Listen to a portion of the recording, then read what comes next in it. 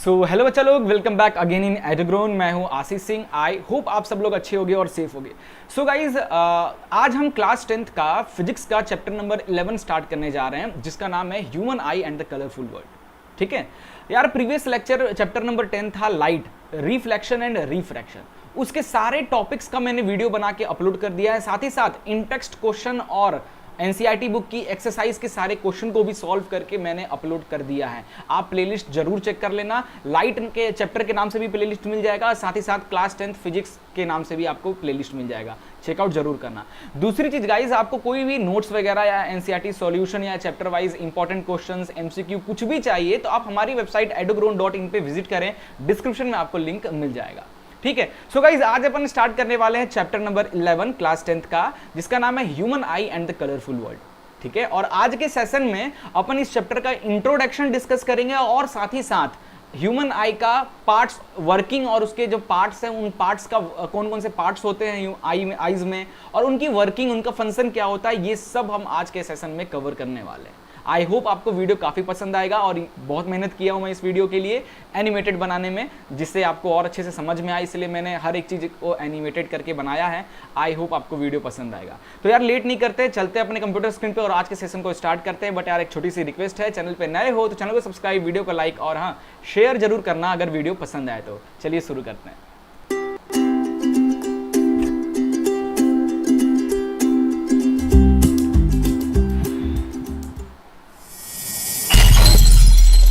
यार chapter number 11 human I and colourful world हम start करने जा रहे हैं एज ए फाउंडेशन कोर्स। ये एक फाउंडेशन कोर्स मैंने डिजाइन किया आप लोगों के लिए। क्या होता है, जैसे आप 11th-12th में जब जाते हो ना, है ना, 11th-12th में फिर IIT JEE या नीट की तैयारी चालू करते हो, तो वो इतनी हाई लेवल की पढ़ाई होती है ना, वो चीज़ों को समझने में ही 6 से 7 महीना आपका निकल जाता है। फिर जब तक चीज़ें समझ में आने लगती हैं तो क्या होने लगता है आपके साथ, आप एग्जाम आ जाता है सर पे और आप एग्जाम फर्स्ट टाइम में निकाल नहीं पाते हो।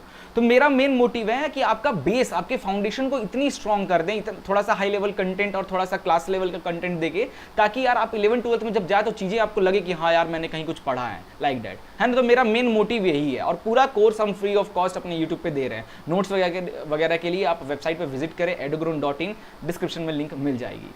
ठीक है, नाउ गाइज सबसे पहले तो इस चैप्टर का इंट्रोडक्शन अपन डिस्कस कर लेते हैं। तो देखो इस चैप्टर में हम क्या पढ़ने वाले हैं।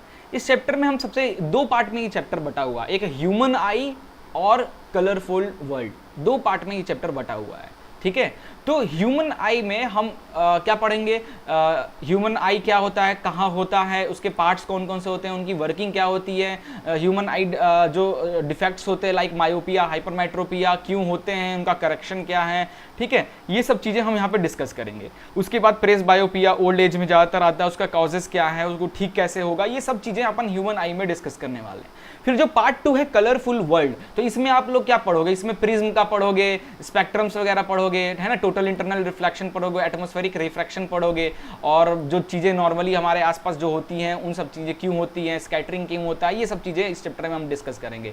साथ ही साथ डेंजर रेड कलर का ही क्यों होता है, जनरली एटमॉस्फेरिक रिफ्रैक्शन, स्कैटरिंग, ये सब वगैरह हम पढ़ने वाले हैं इस चैप्टर में।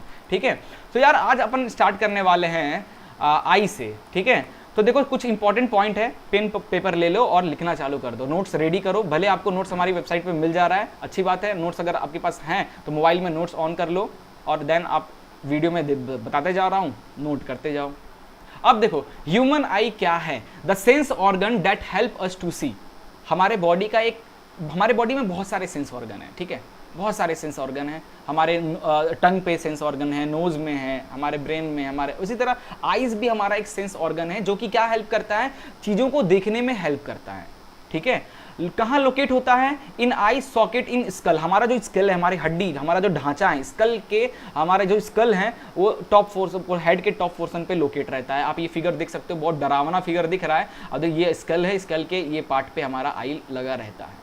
ठीक है, diameter of eye ball 2.3। Eye ball, जैसे ये जो बॉल आपको दिख रहा है ना, इसका डायमीटर की बात कर रहा है। आई बॉल की जो डायमीटर है इसकी बात कर रहा हूँ मैं, है ना। ये देखो, ये अपना आई बॉल है, इस आई बॉल का जो डायमीटर है यानी ये जो डायामीटर है इसकी बात कर रहा है, जनरल 2.3 सेंटीमीटर रहता है। सर क्या ये कम ज़्यादा होता है क्या?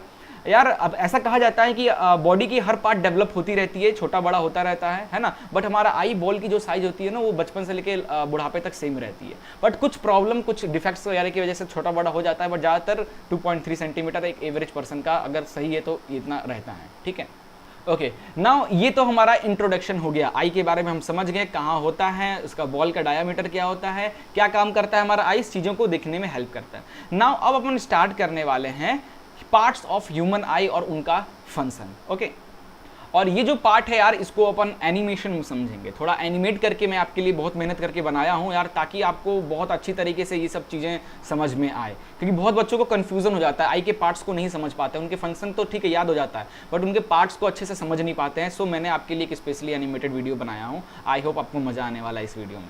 तो यार सबसे पहले तो अपन डिस्कस करते हैं, बदल भाई बदल ही नहीं रहा ये तो, ओके दैट्स राइट भाई, कहाँ गया माउस? ओके ना, अब देखो आप लोग, सबसे पहला देखो हमारी जो आंखें हैं वो कोई चीज़ को देखती कैसे हैं, है ना, हमें कोई ऑब्जेक्ट, हमें ये, मुझे ये पेन दिख रहा है, मुझे ये पेड़ दिख रहा है, या मुझे ये घर दिख रहा है, मुझे तुम दिख रहे हो, वैसे तो नहीं दिख रहे हो बट अगर तुम्हें देखना है ना, या मैं किसी भी चीज़ को देख रहा हूँ, क्यों देख पा रहा हूँ? क्योंकि उस पर कोई लाइट पड़ रही है, वहां से लाइट रिफ्लेक्ट होके लाइक दिस, है ना, ये देखो सन की, ये अगर मुझे ये स्ट्रीक्स को देखना है तो कहीं लाइट इस ट्रीज पे पड़ती है, सन की ये क्या हो रही है, लाइट इस ट्रीज पे पड़ रही है और यहाँ से रिफ्लेक्ट होके हमारी आंखों में आ रहा है लाइट, जिसकी वजह से हम आराम से कोई भी ऑब्जेक्ट को देख पाते हैं। अंधेरे में कोई चीज़ों को क्यों नहीं देख पाते? क्योंकि अंधेरे में आप जो चीज़ को देख रहे हो उस पर लाइट नहीं पड़ती रहती है, तो लाइट उस पर पड़ेगी नहीं तो लाइट रिफ्लेक्ट नहीं होगा, आपकी आंखों तक आएगा नहीं, तो आप उस ऑब्जेक्ट को कैसे देखोगे? पॉसिबल ही नहीं है, लाइक दैट, है ना। नाउ फंक्शन ऑफ आई, आई काम कैसे करता है ये आप एनिमेटेड भी वीडियो देख लो। यहाँ पे कैसे, ये चिड़िया, इस चिड़िया से लाइट आई हमारे आंखों में गया, फिर इस तरीके से कन्वर्ज होके हमारे रेटिना, हमारा जो रेटिना है, इस रेटिना पे इस जो ऑब्जेक्ट है उसकी इमेज बनती है हमारी रेटिना पे, जिसकी वजह से कोई भी चीज़ को हम देख लेते हैं। और अगर ध्यान से देखोगे तो देखो यहाँ पे जो चिड़िया है, ये चिड़िया इन्वर्टेड बन रही, image on retina is inverted. जो इन्वर्टेड इमेज है ब्रेन नर्व सेल के थ्रू, करंट की थ्रू, नर्व की वजह से, नर्व सेल के ऑप्टिक नर्व की वजह से जो इमेज है हमारे रेटिना पे बनता है, वो इमेज कैसे नर्व सेल से इन इलेक्ट्रिक शॉक और करंट के हेल्प से हमारे माइंड तक जाता है, हमारा माइंड उसको रीड करता है, उसको सीधा करता है एंड देन बताता है कि यार ये आप क्या देख रहे हो, आप चिड़िया देख रहे हो या इंसान देख रहे हो या ट्री देख रहे हो या कोई घर देख रहे हो। क्लियर है। नाउ आगे है parts and working of human आई। अब एक एक पार्ट्स को अपन देखेंगे, ह्यूमन आई में कितने पार्ट्स हैं, उनका वर्किंग क्या है, उनका फंक्शन क्या है, हर एक चीज अपन डिटेल में देखने जा रहे हैं। Okay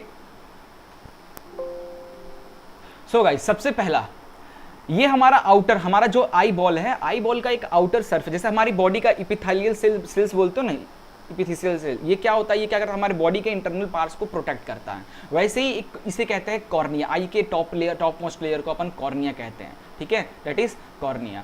it is the outer most transparent part, it provide most of the refraction of light. अब क्या होता है, जो भी लाइट्स यहाँ से आती है, ठीक है, मोस्ट ऑफ द लाइट को तो यही रिफ्रैक्शन कर देता है।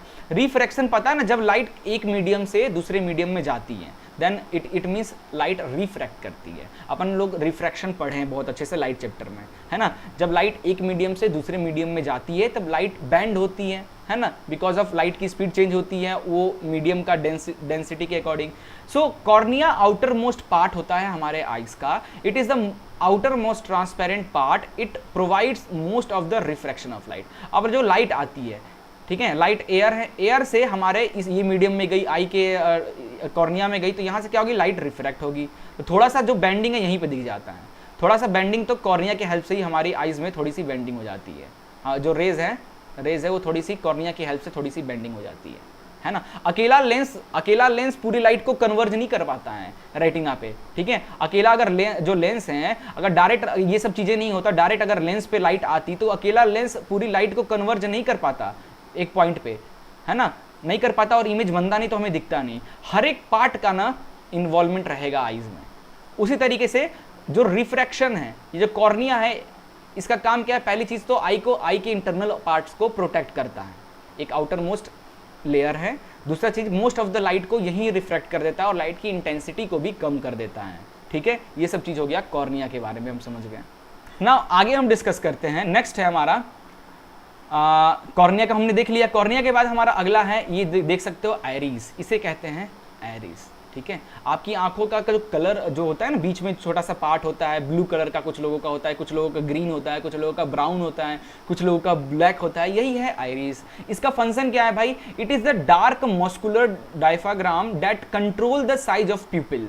अब ये प्यूपिल क्या है और उसको किस तरीके से कंट्रोल करता है, ये सब हम देखेंगे, ठीक है। तो अब स्टार्ट करते हैं। ये देखो आइरिस, ये आपका आइरिस है, ये जो आपका है, ये देखो इस पे आइरिस में बहुत सारे पिगमेंट्स होते हैं जो आपकी आंखों के कलर डिसाइड करते हैं। कैसे? जब आपकी, मान लो आपका ये आपकी आइरिस रही, ठीक है, ये बाहर वाला जो दिख रहा है ना, ये आपकी आइरिस है, और अंदर वाला जो दिखता है इसको प्यूपिल कहते हैं, इसको प्यूपिल कहते हैं, क्लियर है। तो जब आइरिस पे लाइट पड़ती है, ठीक है, जब आइरिस पे लाइट पड़ती है तो लाइट पड़ने की वजह से क्या होती है, जो पिगमेंट्स आपकी जो आंखों के अंदर जो पिगमेंट्स हैं वो क्या करते हैं, एक कलर शो करते हैं, जो कलर आपको बाहर के लोगों को आपके आंखों का कलर दिखता है। अब ये ब्लैक भी, अगर आपके पिगमेंट्स ब्लैक कलर शो कर पा रहे होंगे तो ब्लैक कलर दिखेगा, पिगमेंट्स अगर ग्रीन शो कर पा रहे होंगे तो ग्रीन आंखें दिखेंगी, अगर ब्राउन शो कर पाएगा तो आपकी आंखें, आपकी आइरिस जो है वो ब्राउन कलर की दिखेगी। ये सब आपके जो आंखों के अंदर जो पिगमेंट्स हैं, आप इस इमेज में बहुत अच्छी से देख सकते हो, ये पिगमेंट्स है, जैसे लाइट इस पे पड़ती है ये एक्टिव हो जाता है ना, और ये कलर देता है, ठीक है, ये जेनेटिक रहता है जनरली देखा जाए तो। ओके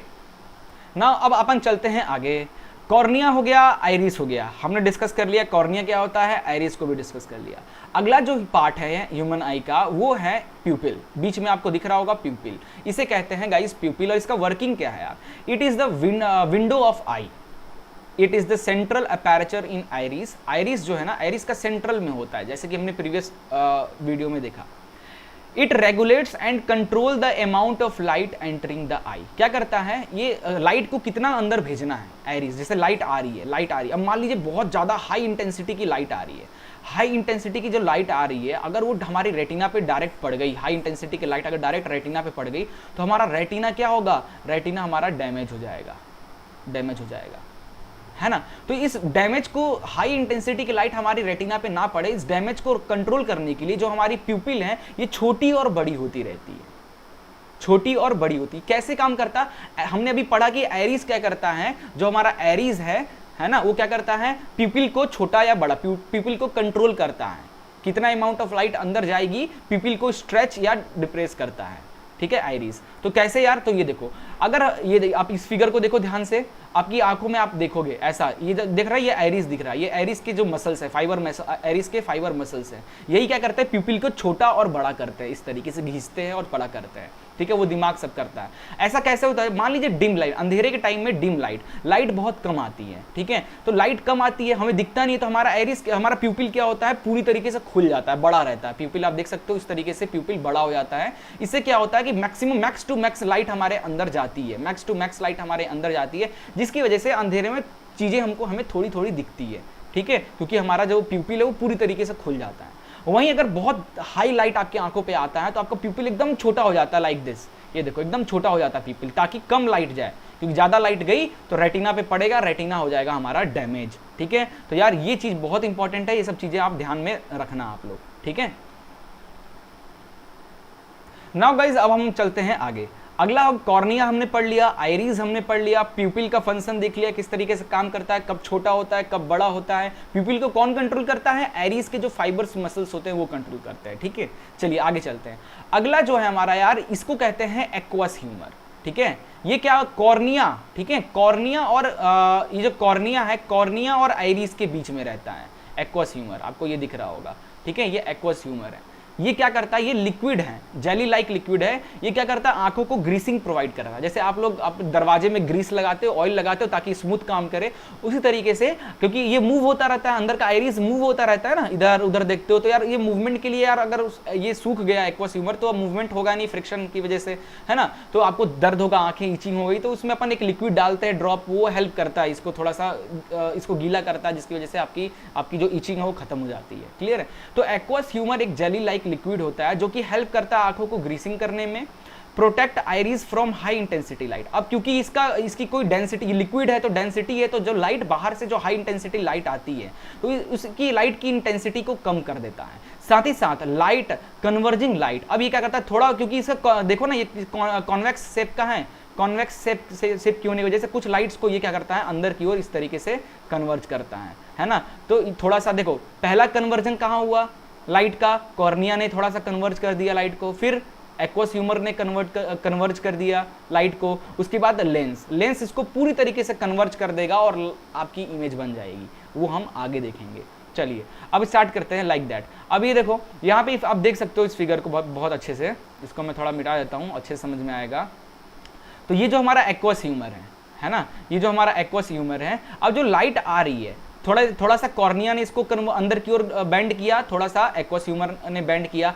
अभी भी जो रेटिना है, अभी यहाँ पे रेटिना होता है ना, अभी भी रेटिना पे देखो ये दोनों लाइट मीट नहीं कर रही है। जब दोनों लाइट इस तरीके से मीट करेगी तब तो यहाँ पे इमेज बनेगा, ये तो मीट ही नहीं कर रही है क्योंकि यहाँ पे लेंस नहीं है। आई में हमें लेंस की जरूरत है, अगर हम यहाँ पे एक और कॉन्वेक्स लेंस लगा दें तो ये आई तो इस तरीके से मीट कर जाए, जिसकी वजह से हमारी रेटिना पे इमेज बन जाएगा, है ना। तो ये हो गया एक्वस ह्यूमर और इसकी working.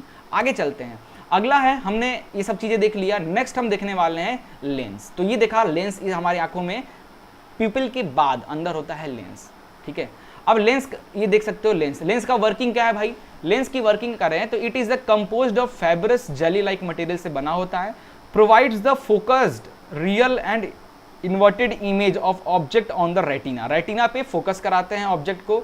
This is convex lens that converge light at retina, है ना, आप देख लो इस तरीके से। प्रीवियस में हमने देखा था, यहाँ पे देखो ये पॉइंट बन रहा है, यानी यहाँ पे इमेज इसकी रेटिना पे इमेज बन रही है। इसको लगाने से, लेंस लगाने से क्या हो गया, लाइट और कन्वर्ज हो गई और कन्वर्ज होके फोकस कर रही है एक पर्टिकुलर पॉइंट पे जहाँ पे हमारा इमेज बनेगा। इमेज कैसा बनेगा, रियल इमेज और इन्वर्टेड यानी उल्टा। अगर यहाँ पे ऑब्जेक्ट ऐसा है तो यहाँ पे कुछ इस तरीके से बनेगा आपका इमेज, लाइक दैट, ठीक है। तो ये है हमारा लेंस का। अब ये लेंस ना थोड़ा सा गाइस, ये जो लेंस है ये कभी पतला और कभी मोटा भी होता है। ये कैसे होता है आगे देखते हैं। चलो आगे, ये हो गया, अगला देखते हैं। देखो क्या, इसको कहते हैं सिलरी मसल्स, ठीक है। ये है हमारा सिलरी मसल्स, आप देख सकते हो लेंस के ऊपर ये जो सिलरी मसल्स है बच्चा लोग, ये कंट्रोल करता है लेंस के मूवमेंट को, ठीक है। लेंस के मूवमेंट को कंट्रोल करता है।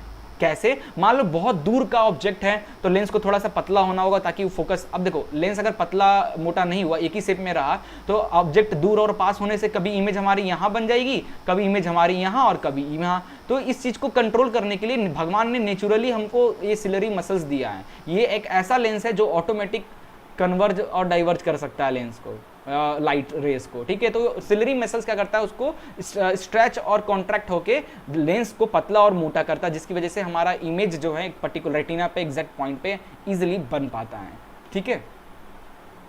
नाउ गाइस नेक्स्ट है, अब अपन चलते हैं आगे का पार्ट, कॉर्निया। ये सिलरी मसल्स भी क्लियर हो गया। देखो ये काम कैसे करता है सिलरी मसल्स, आप देख लो यहाँ पे, ये देखो, ये दिख रहा है, ये दोनों फिगर को ध्यान से देखो। ये जो आपका, ये देखो सिलरी मसल्स, ये रहा आपका सिलरी मसल्स, सिलरी मसल्स, ये रहा आपका, ठीक है। देखो ये कैसे स्ट्रेच और कॉन्ट्रैक्ट हो रहा है, जिसकी वजह से लेंस आपकी, देखो लेंस का डाया पहले डी था, फिर देखो पतला होके फिर डी डैश हो गया, है ना। आप इस फिगर को भी देखो, ये देखो लेंस पतला और मोटा हो रहा है, ये देखो पतला हो गया, ये देखो लेंस मोटा हो गया, पतला हो गया, मोटा हो गया। ये कैसे करता है, सिलरी जो मसल्स है, ये देखो ये सिलरी मसल ब्राउन कलर का जो दिख रहा है, यही तो है आपका सिलरी मसल्स, है ना। तो when ciliary muscle is relaxed, जब सिलरी मसल्स जो है आपका रिलैक्स रहता है, the choroid act like a spring. Choroid यानी आप देख सकते हो, यहाँ फिगर को देखो ध्यान से, या इस फिगर को देखो, ये स्प्रिंग लाइक का इस तरीके से ये थ्रेड्स दिख रहे हैं, यही स्प्रिंग लाइक है। Choroids act like a spring pulling on the lens via the zonules fibre causing the lens become flat, ठीक है। जब आपकी सिलरी मसल रिलैक्स होती है, देन क्रोइड जो है इस पुल करता है किस लेंस को, तो लेंस को पुल करने की वजह से क्या होता है, लेंस जो है वो फ्लैट हो जाता है, लेंस बिकम फ्लैट हो जाता है, पतला हो जाता है। Now when ciliary muscle contract, जब सिलरी मसल कॉन्ट्रैक्ट होता है, इट स्ट्रेचेस द क्रोइड को स्ट्रेच करता है, ठीक है। स्ट्रेच करने की वजह से, stretch releasing the tension on the lens, lens पे टेंशन रिलीज करता है, जिसकी वजह से लेंस बिकम थिकर हो जाता है। अब ये देखो, ये सिलरी मसल है, इस फिगर को देखो, सिलरी मसल, और ये है जोनल्स, है ना। रिलैक्स्ड आई में, जब आई रिलैक्स होती है तो देखो ये इस तरीके की रहती है लेंस, और जहां आपकी आई स्ट्रेच हुई, स्ट्रेच होने पे closed I, close focus I, जब पास की चीज़ों को आप देखते हो तो उसकी वजह से क्या होता है, ये जो डाया है वो बढ़ के डी डैश हो जाता है। सिलरी मसल क्या होती है, रिलैक्स होती है। तो देखो इस तरीके से फिगर में आप देख सकते हो, ये ऐसा लाइक दैट, ठीक है, चलिए आगे चलते हैं। तो हमने ये सब चीज़ें पढ़ लिया, कॉर्निया देख लिया, एरीज देख लिया, प्यूपिल देख लिया, एक्वस ह्यूमर देख लिया, लेंस को पढ़ा हमने, सिलरी मसल्स को पढ़ा। नाउ इसके बाद ठीक है, लेंस और रेटिना के बीच में होता है एक्वस ह्यूमर, इसे कहते हैं guys vitreous humour. Aqueous humour cornea और आइरिस के बीच में होता है एक्वस ह्यूमर। लेंस और रेटिना, यहाँ रेटिना के बीच में होता है विट्रस ह्यूमर। क्या करता है विट्रस ह्यूमर यार? तो देखो विट्रस ह्यूमर का काम, the clear jelly that fills the eyeball behind the lens, it help support the shape of eyes and transmit light to the retina. जो लाइट लेंस से आती है, उस लाइट की अगर कम इंटेंसिटी की लाइट है तो थोड़ा सा उसको बूस्ट करके आराम से रेटिना तक उसको थोड़ी इंटेंसिटी बढ़ा के पहुंचा देगा, है ना। साथ ही साथ आपकी आई बॉल की, क्योंकि अगर इसमें लिक्विड पूरा भरा हुआ है तभी तो ये आई बॉल करी, तो आई बॉल को दबाया, हल्का सा मैंने आंखों से जोर लगाया, पता चला हमारा आई बॉल चिपटा हो गया, अंदर कुछ खाली है, हवा है, तो उसको आई बॉल का एक जो शेप है, ये शेप मेंटेन रखने के लिए अंदर में ये विट्रस ह्यूमर हमारा रहता है। ये भी ग्रीसिंग का हेल्प करता है, लाइट की इंटेंसिटी को ये भी थोड़ा बहुत कम करता है। और साथ ही साथ क्या करता है, जो लेंस से जो लाइट निकल के आती है, मान लीजिए वो लेंस थोड़ा सा कमजोर हो गया एज के साथ, तो वो फोकस नहीं कर पा रहा है, तो विट्रस ह्यूमर क्या करता है, क्योंकि लेंस का मीडियम से विट्रस ह्यूमर के मीडियम में लाइट जाएगी तो बैंड होगी, तो वो और कन्वर्ज हो जाती है लाइट, जिसकी वजह से क्या होता है, रेटिना पे एग्जैक्ट फोकस होता है। ठीक है, ये था भाई विट्रस ह्यूमर। चलिए आगे हम देखने वाले हैं रेटिना। तो ये देखो, ये है रेटिना, क्लियर है। तो यार ये जो रेटिना है, इसे कहते हैं रेटिना। इसका काम क्या करता है, देखो, it is delicate membrane having enormous number of light sensitive cell. Guys इसी में सेल्स होते हैं, लाइट सेंसिटिव सेल, इसी में रॉड और कॉन्स नाम के सेल्स होते हैं। जब लाइट इस पे पड़ती है तो वो एक्टिव हो जाता है, और एक्टिव होने के बाद एक करंट भेजता है हमारे न्यूरॉन्स को, और न्यूरॉन्स उस करंट को हमारे मस्तिष्क माइंड तक भेजता है और बताता है कि वो कौन सा कलर है, उसका शेप क्या है ना। और हमारी माइंड उसको उस तरीके से जज करके आपको दिखाती है कि ये चीज़ रेड कलर का, ये येलो कलर का, इस तरीके से, है ना। तो ये हमारा रेटिना, इसी पे हमारा क्या, जो भी इमेज है इसी पे बनता है हमारा, क्लियर है। जो भी हमारा ऑब्जेक्ट है, ऑब्जेक्ट की जो भी इमेज है वो यहीं पे फोकस होती है और यहाँ पे बनता है हमारा इमेज, इसी रेटिना के सरफेस पे। और इस इमेज को जो लाइट सेंसिटिव सेल्स होते हैं जो रेटिना के अंदर, कॉर्ड्स और कॉन्स, वो सेंसिटिव करते हैं, उसके कलर और उसके शेप को पहचानते हैं और इलेक्ट्रिकल सिग्नल भेजते हैं न्यूरॉन्स की हेल्प से हमारे मस्तिष्क तक। यहीं पे होता है गाइस एक ब्लाइंड स्पॉट, इसे कहते हैं blind spot, BLIND, blind spot, ठीक है, ब्लाइंड स्पॉट। ये क्या है भाई, अगर लाइट गलती से लाइट यहाँ पे बन गई, मान लीजिए ये जो लाइट आ रही है वो कहीं से यहाँ पे, इस पॉइंट पे अगर कभी इमेज बनती है तो वो इमेज हमें दिखती ही नहीं है, कुछ नहीं दिखता है। तो कभी अपने पेन को एकदम पास ले जाओ, एकदम ऐसे एक पॉइंट पे ले जाओगे ना, तो आपको वो पेन का वो टिप दिखेगा ही नहीं। क्यों? क्योंकि उसकी इमेज आपके ब्लाइंड स्पॉट पे बन रही है, जिसकी वजह से आप नहीं देख पा रहे हो उसको, ठीक है। जैसे जैसे आप पास ले जाते रहते हो ना, तो आपका जो ब्लाइंड स्पॉट की जो रेज है, जो रेस का फोकसिंग है, पहले मान लो इधर फोकस हो रहा है, फिर रेस की फोकसिंग इधर होगा, फिर और पास ले जाओगे, तो अगर ब्लाइंड स्पॉट पे फोकस बना देन वो चीज़ आपको फिर नहीं दिखेगी, ठीक है। चलिए ये हो गया रेटिना के बारे में, हम थोड़ा बहुत समझ गए। और भी चीज़ें रेटिना के बारे में देखते हैं। देखो ये है हमारा रेटिना, दिख रहा है ना।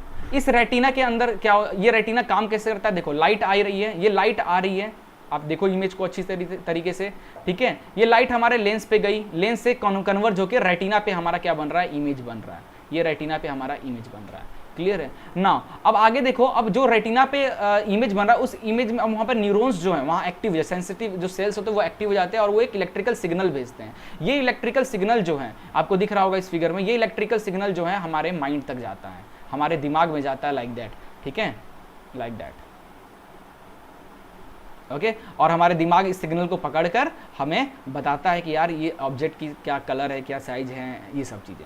नाउ देखो, the retina is the thin layer of tissue that lines the back of the eye on the inside, आंखों के यहाँ पे होता है, ठीक है, like that. The purpose of the retina is to receiving light that the lens has focus, ठीक है, लेंस से जो लाइट फोकस हुआ है उसको रिसीव करता है, convert the light into neutral signals में कन्वर्ट करता है, and send this signal on the brain for visual recognization, देखने के लिए सेंड कर देता है।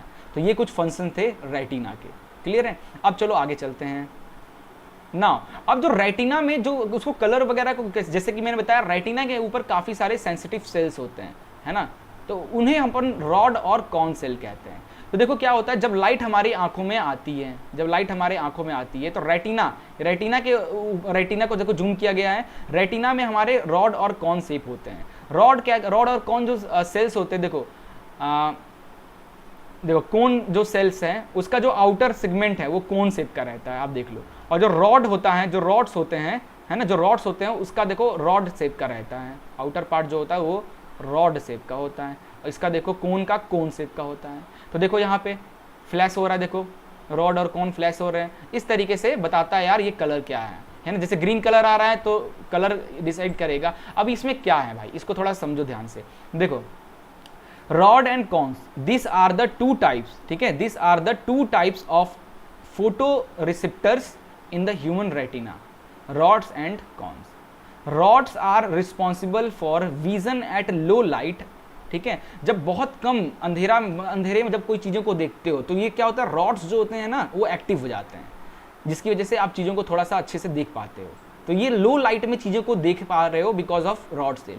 अब होता है ना, बहुत लोग को प्रॉब्लम होती है कि जैसे अंधेरा होता है तो लोग नहीं देख पाते हैं, क्यों, उनका जो रॉड जो सेल है वो या तो डैमेज हो चुका है या तो बुढ़ापे या एज के साथ खत्म हो चुका है ना, अंधेरे में चीज़ें नहीं देख पा रहे हैं। तो उसको फिर दवाई वगैरह दे के थोड़ा सा प्रोटीन से इसको बढ़ाया जा सकता है, बट फिर से वो वैसा ही हो जाता है, ठीक है, एक बार गया तो गया ही समझ लो। फिर कॉन्स की बात करते हैं, तो cones are the active at higher light level, photophobics visions बोलते हैं, are capable of colour vision, कोई कलर, आप कोई ऑब्जेक्ट के कलर देख पा रहे हो बिकॉज ऑफ कोन्स। कोन्स जो सेल्स होते हैं हमारे, कोल्स जो सेंसिटिव जो सेल्स है, ये कलर बताते हैं आपके ऑब्जेक्ट का कि वो रेड कलर है कि ब्लैक कलर है। तो बहुत लोग को क्या होता है, ब्लाइंडनेस होता है ना, ब्लाइंड क्या बोलते हैं, कलर ब्लाइंडनेस। तो क्या होता है उसका मतलब, कलर ब्लाइंडनेस है, उनको हर चीज़ ब्लैक एंड व्हाइट दिखती है, हर चीज़ ब्लैक एंड व्हाइट दिखती है और कोई कलर ही नहीं दिखता है। क्यों? क्योंकि उनके अंदर कोन्स नहीं है, या तो कोन्स बहुत कम है या तो कोन्स उनके अंदर, कोन्स जो सेंसिटिव सेल है वो है ही नहीं उनके रेटिना में, जिसकी वजह से उनको चीज़ें ब्लैक एंड व्हाइट दिखती है, कलर ब्लाइंडनेस। ठीक है, ये हो गया। चलिए बस आज के लिए गाइस इतना ही, हमारा यहाँ टॉपिक खत्म होता है। आई होप जो भी मैंने आपको ये आँखों के बारे में बताया, उसके एक एक पार्ट्स को बताया, उसका काम कैसे करता है, किसका क्या वर्किंग है, सब मैंने आपको इस वीडियो में बताया। आई होप आपको ये वीडियो काफ़ी पसंद आया होगा और साथ ही साथ आपको चीज़ें समझ में भी आई होंगी। मिलते हैं नेक्स्ट वीडियो में। नेक्स्ट वीडियो में इस चैप्टर को आगे करेंगे, कॉजेज़ ऑफ आई में जो होते हैं डैमेज, लाइक मायोपिया, हाइपरमेट्रोपिया, ये सब डिफेक्ट्स वगैरह, ये सब हम नेक्स्ट लेक्चर में डिस्कस करेंगे। तब तक के लिए goodbye, take care and जय हिंद।